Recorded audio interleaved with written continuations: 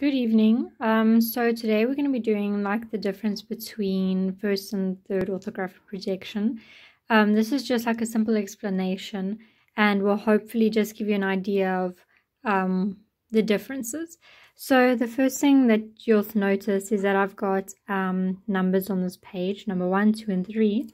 So by number 2, I'm going to draw 2 circles, and then by number 1, I'm going to draw a shape over here, and by number 3 I'm going to draw the same shape like that over there. So the first thing that I'm going to say is if you cover number 3, that will be your first, so 1 and 2 will be your first orthographic projection symbol. So you know that if you cover number 3, that is what your number 1 orthographic projection symbol should look like.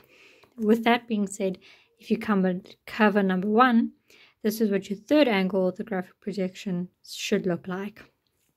Okay, so when we use first angle orthographic projection, this symbol over here, I will draw it again over here for you, like that. We know that we have our certain layout of where our shapes and things will go.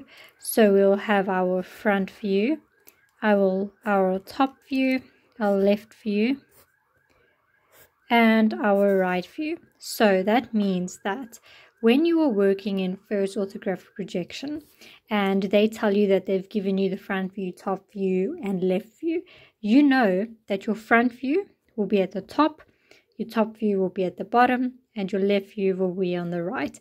So this is what you've got to draw to help you remember that if you don't remember it.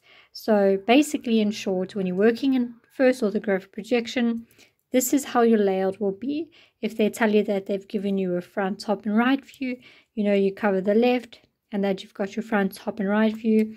Just remember that these are 45-degree lines that you use when you bring your lines up or down, or you want to bring your lines across to complete the drawing.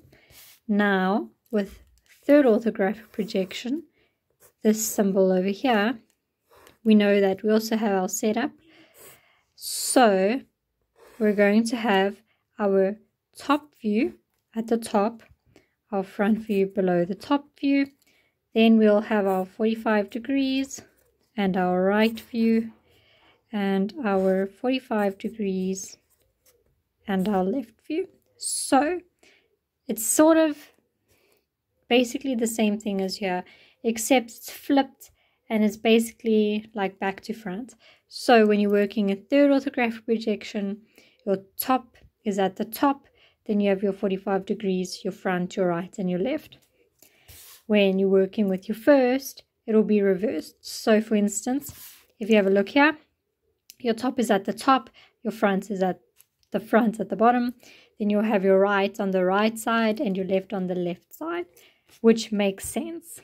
Then if you go to your first, it flips. So it will be your right on the left, your left on the right, your front at the top, and your top at the bottom. So this is just like a short explanation. It's not to make life easier for you, but it is to help you just get a little bit of an understanding of when you're working with first orthographic projection, what kind of views you're going to use, and then when you're working with third orthographic projection, what kind of views you're going to use as well. So I hope that this helped clarify some things for you, and thank you for watching.